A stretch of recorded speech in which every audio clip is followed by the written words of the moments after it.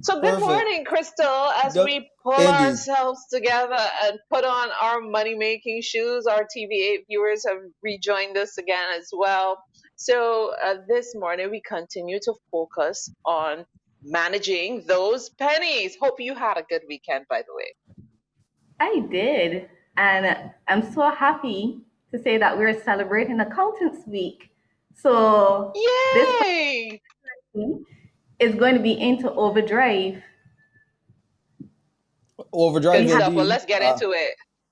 yes, we had our week of activities, and I'd like everybody to log on to the ministry's website at commerce.gov.bb so they can sign up for our financial literacy clinics that we're doing in conjunction with the Ministry of Energy, Small Business, and Entrepreneurship. You don't want to miss out on those because they're going to be in a community area near you as well as online. So you'll be able to have all the financial literacy you need, introduction to financial literacy, setting financial goals and budgeting for family life. And there are lots of clinics coming. So even if you don't see one right away, there will be one eventually coming near to you as we get more volunteers on board. So I'm really happy that ICAB and the government, the ministry, is collaborating to bring more financial literacy to Barbados. Financial Excellent. literacy is what many people need at this time. Crystal, we had some entrepreneurs on this morning, some Bajan entrepreneurs. They're helping other entrepreneurs through their platform, the Omniverse. Uh, I mean, that's good. And the entrepreneurs need all the help that they can get. So, talk a bit about that as we continue to help them. How can accountants like yourself, how can the average entrepreneur work with accountants to make their business a success? Well, we would have gone into last week talking about some of the financial statements that you will have to be developing. And of course, your accountant is going to be there by your side to make sure that you get through them. But we want to make sure that people understand what is being done so that you can see for yourself how your business is performing and not to just have an aspect of your business that's so integral to understanding how you're going to grow, how you're going to progress, that you don't understand what it means. So when I go through these statements, it's not necessarily to make you an expert, but at least for you to be able to understand what's happening with your business.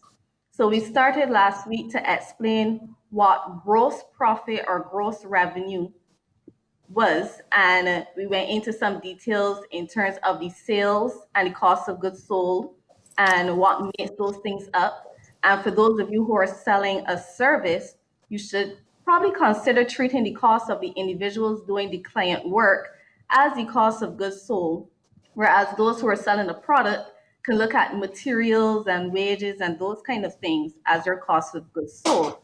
But this week, we're going to get into explaining what your expenses are. So you can see on the slides that we have different categories of expenses that help you to kind of organize what's going on with your business. And you don't just list them alphabetically. You can group them, and they have suggestions here, such as operating, administration, selling and marketing, and you can focus on the big picture of where your costs are eating into your bottom line. You could think about your personal situation and what expenses will fall under each category in your business. Make sure that you would understand every number and how the total comes about. So this is a double-edged sword. If you have too many groupings, you may lose sight of what needs to change or specific areas to improve. So too detailed and you may lose sight of the overall picture.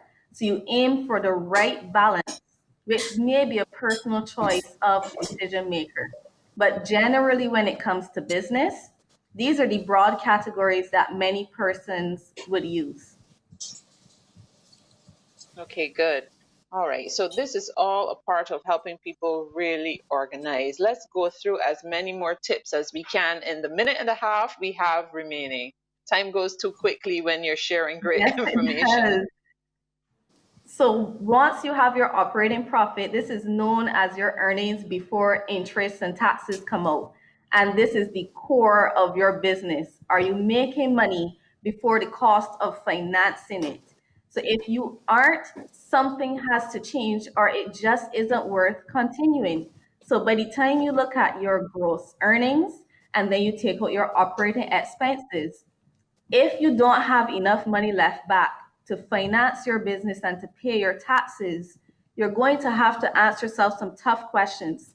Is there a way that I can increase my revenue, decrease my expenses, or does it make sense continuing to do business anymore? And this is why we need to have these statements, because you don't want to wait until you've gone completely bankrupt to realize this is the direction that your business was heading. These statements can help you to make key changes that you need before you get to that point. And this is why you need to be monitoring them regularly. I recommend that you should at least be monitoring them monthly so that you can compare month to month what's happening with your business and what changes you need to make before it's too late. Well Good said. advice, Crystal, for sure.